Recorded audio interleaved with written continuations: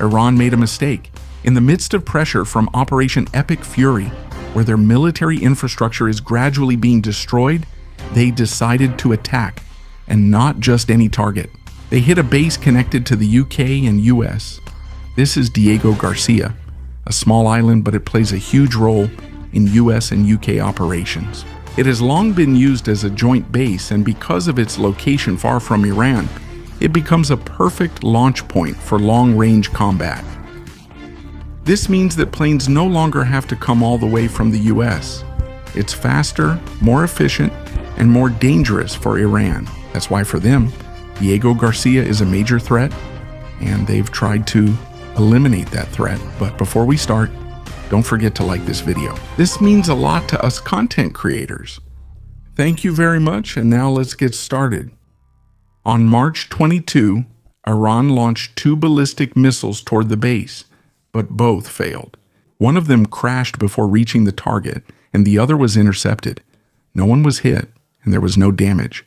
But even though the attack was not successful, it doesn't mean it was a small matter. Because the target was not just any place, it was a strategic base used by 2 powerful countries. And this is where the situation becomes complicated. According to Steve Reed, it seems that Iran's real target was US assets inside the base. But even with that explanation, avoid other interpretations, because Diego Garcia is part of British territory. And even though the US is the main user, it can't be denied that the strike hit a place under UK jurisdiction. So even if the official statements are careful, there are signs that this is not being seen as just a simple incident. For some, this is a direct challenge. And in this kind of situation, it's not just important what was said, but also how it was received. Because of this move by Iran, they're expanding the conflict even more. It's no longer just between them and the US.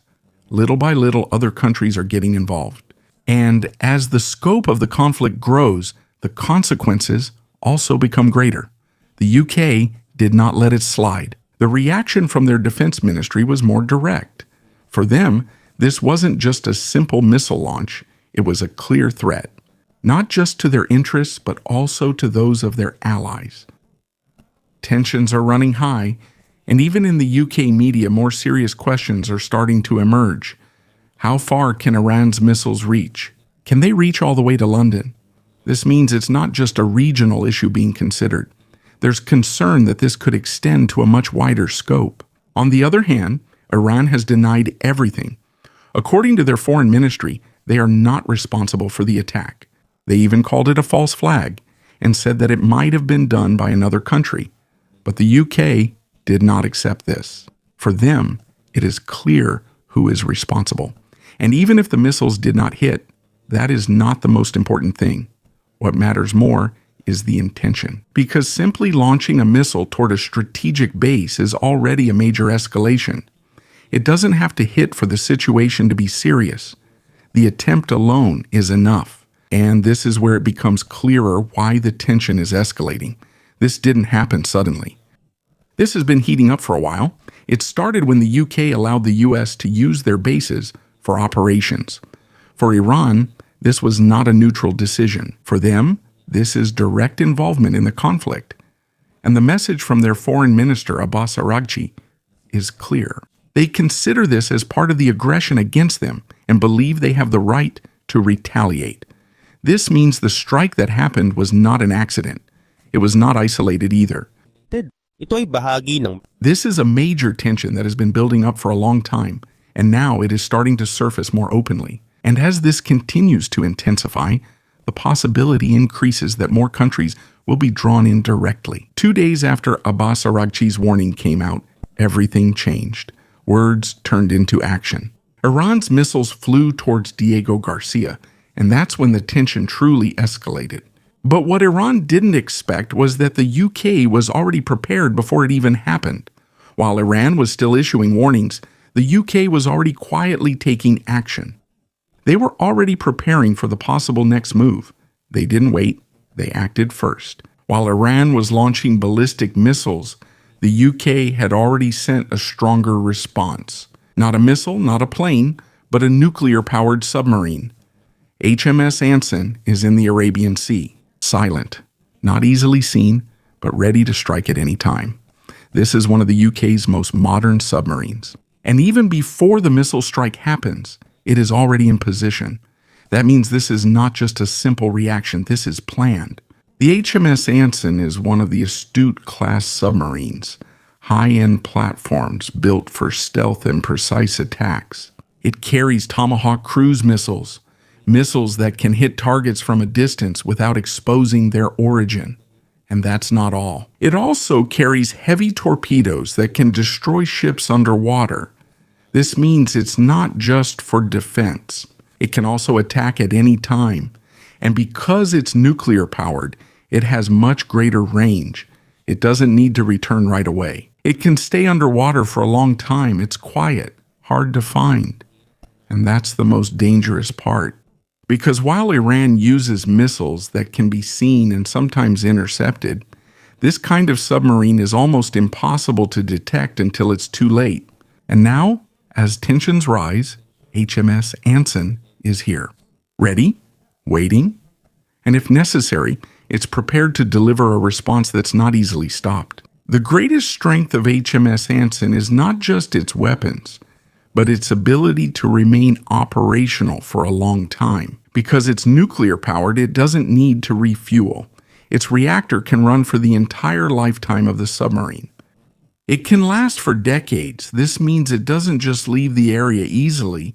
Once it's in position, it can stay as long as needed. It also has a built-in water purification system.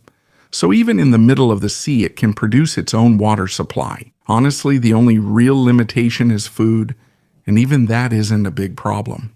Because Diego Garcia is nearby, a base with a deep water port where it can resupply. If it needs to resupply, it can do so. This means the submarine's presence in the Arabian Sea is almost continuous. And this is what Iran should be concerned about. Because it's not like a plane or a ship that's easy to spot. It moves quietly. It's hard to find. And most of the time, you don't even know it's there until it's already too late. The situation becomes even more serious because the UK doesn't just abandon its submarine. It continues to communicate with the command center in London. That means every move is controlled. And if Iran makes another move like a new attack, the submarine only needs a single order from the UK leadership to take action. And when it moves, it carries Tomahawk cruise missiles, missiles that can hit targets accurately from a distance. There's no need to get close, no need to show itself. One quick decision and there's an immediate result. But this isn't just about the actual use of weapons. Sometimes presence alone is enough. Iran knows that the submarine is there. They know it's ready to attack. And sometimes that's enough to stop them from taking the next step. There's no need to use it because the threat alone already has a big impact. And now the situation is clear. The UK didn't just respond, they were already prepared. And under the sea, one of the most dangerous assets is quietly waiting.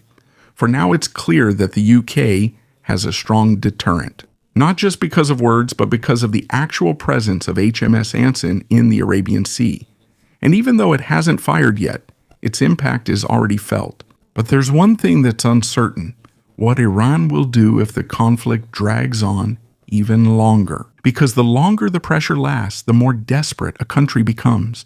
And when desperate, it becomes more unpredictable. If the UK decides to retaliate, it's clear what they'll use.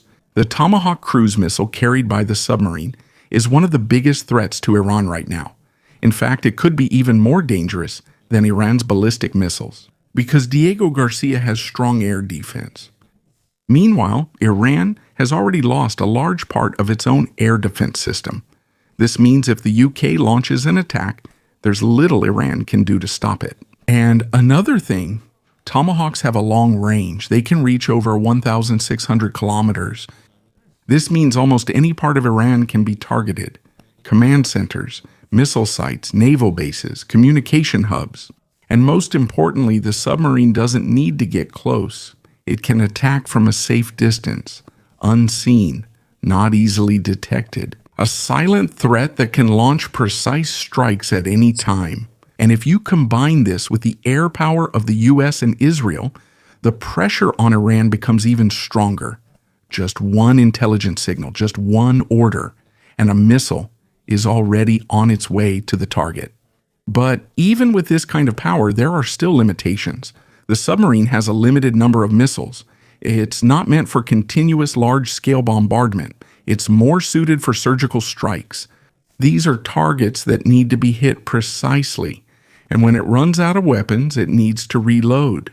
But even that isn't a big problem because Diego Garcia is nearby, where it can resupply. Even when it runs out of weapons, its presence alone is enough to serve as a warning, because Iran knows it's there.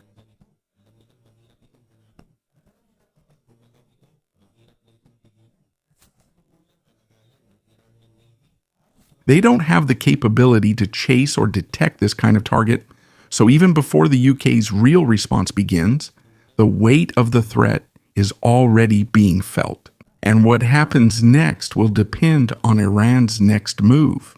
The strength of HMS Anson is not just its weapons, but its ability to see what cannot be seen. It no longer uses the old periscope that's easy to spot. It now has high-definition surveillance systems that can gather clear information even without surfacing. It observes silently, and it becomes even more dangerous because of the very little noise it makes underwater. This means that even if the enemy has sonar, it's still very hard to detect. Even if there are anti-submarine ships nearby, it's not guaranteed that they'll be able to spot it. And most importantly, its location is strictly controlled. The exact position of the submarine is known only to a few people, including the Prime Minister of the UK and select naval commanders. This means it can't be easily tracked even within their own system. For now, there's a high possibility that it's not being used to attack, but rather to monitor, especially in the Strait of Hormuz, which is currently the center of tension. This is where Iran is conducting a blockade using drones, anti-ship missiles, and fast attack boats. Because of this, almost no ships are passing through the area. This area used to be a major route for much of the world's oil and gas, and this is where the role of HMS Anson comes in. It doesn't need to attack right away. Surveillance alone is enough. It quietly patrols the Arabian Sea, a strategic location directly connected to the Strait of Hormuz. This means it can monitor everything going in and out of the Persian Gulf. Every movement, every ship, every threat. All of that can be seen and tracked. And if necessary, it can also launch an attack without having to approach the coast of Iran itself. The principle is the same: observe first, attack if necessary. And because of this, the true role of the submarine becomes clearer. Not just as a weapon, but as the eyes of the UK in one of the world's most important energy routes. And while it quietly keeps watch, the pressure on Iran continues to rise, even though not a single shot has been fired yet. If it doesn't fire immediately, the only real limitation of HMS Anson is food. Other than that, it can stay underwater for a long time, silent, unseen, while observing everything happening in the Strait of Hormuz. And while it's doing that, it's not just watching. It's gathering information. It might be identifying where Iran's fast boats are coming from, where the missile sites are positioned, where they're located, and all that information can be passed on to the US and Israel to serve as the basis for the next airstrikes. That means even if it's not firing, it's already part of the operation. And if it's ever called into actual combat, it's ready. Iran's fast boats stand little chance against its torpedoes. Their submarines are noisier and easier to detect, and their remaining naval assets are already limited. In fact, a large part of their naval capability has already been damaged. So even though there is still a threat, it's clear who has the advantage underwater. And this is where the situation becomes clearer. The HMS Anson is not just another asset. It is a constant threat, a presence that Iran has to consider with every move it makes, with every missile it launches, with every ship it moves, because there might be someone watching, even if they don't know where it is. But one big question remains: will the UK actually join the fight itself? For now, not yet. According to Keir Starmer, they don't plan to get directly involved. Yes, they allow the use of their bases. Yes, they have a submarine in the region, but that doesn't mean they've entered the war yet. However, there is another perspective. Some say that even if they're not directly fighting yet, they're already involved. As Jeremy Corbyn said, it seems that the UK's involvement in what's happening is already deep. And if you look at the situation, it's hard to say they don't have a role. So this is the real picture now.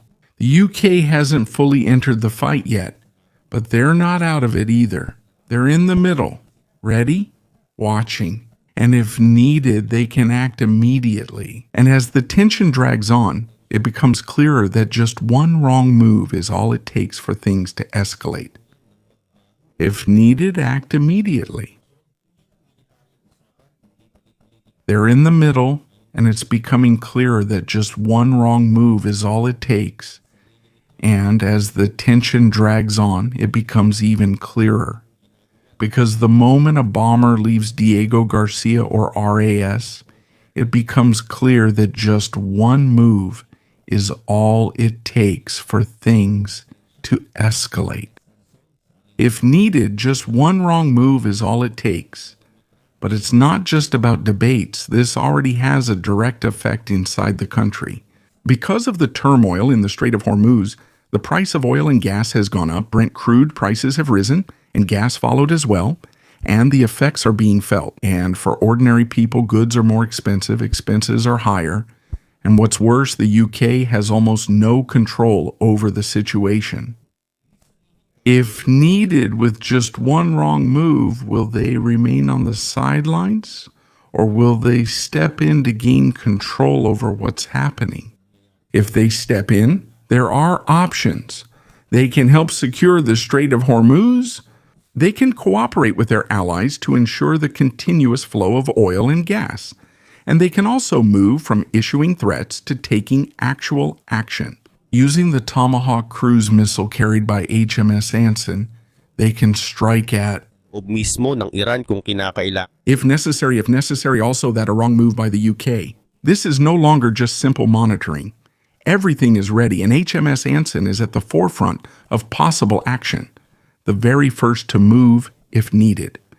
The only question now is what will have to happen for it to finally be used. While waiting for the answer, the submarine remains silent under the sea, watching, ready, and behind all of this, there's another country slowly entering the scene, Ukraine. It sees an opportunity, especially because of Iran's use of drones in the Strait of Hormuz. And now it brings something that can balance that threat, a way that could once again change the course of the fight. And this is where a new layer of the battle comes in. Because if Iran relies on drones to instill fear and control the sea, there is a way to counter that. And that's what Ukraine is seeing now. For several years now, they have proven how to deal with Russia's drone attacks. It's not about the number of weapons, but about the speed of adaptation, using faster detection, and deploying interceptor drones. This is the kind of drone that doesn't just attack but chases and destroys other drones in the air. That means you don't have to wait for the threat to hit. You stop it right away while it's still approaching. And if this kind of capability enters the Strait of Hormuz, it will bring about a big change. Because one of Iran's most effective strategies is using drones to disrupt the movement of ships. They're cheap, easy to deploy, and hard to stop if they come all at once. But if there's a system that can intercept and destroy them before they hit, the advantage suddenly disappears. And this is where the situation becomes more complicated for Iran, because they're not just facing pressure from the sea and the air. Others are catching up to them technologically. And as that's happening, the coalition's control over the area is getting stronger. The passage is becoming safer. Confidence is returning to shipping, and the strategy of fear is slowly being broken. But this doesn't mean that the fight is over, because as one strategy disappears, Iran is looking for a replacement. They might shift to more aggressive actions, more direct attacks, higher risk, because that's the only way left for them to show that they still have control. And this is where the situation becomes more dangerous. Because as the options get fewer, their moves become more unpredictable. One wrong decision, one wrong target, and the fight can escalate in just a few hours. And while all of this is happening, the HMS Anson is still there, silent. To others, it appears motionless, but constantly watching, always ready. And if the situation reaches the point where a direct response is needed, this will be one of the first to act. You won't hear it, you won't see it, but you'll feel the impact. And that's the true strength of this kind of day, not in the noise, but in the ability to strike unexpectedly. At this point, it's clear that the fight is no longer just about the strength of weapons. It's about control. Control of information, control of movement, control of fear. And as time goes by, it becomes clearer who has control. They are the ones with the real advantage. And right now, the balance is slowly shifting. It's not over yet. The ending is still unclear. But one thing is certain. Every move from here on will have a heavier impact. And in this kind of situation, you don't need a big mistake. Just one small decision can change the direction of the entire fight.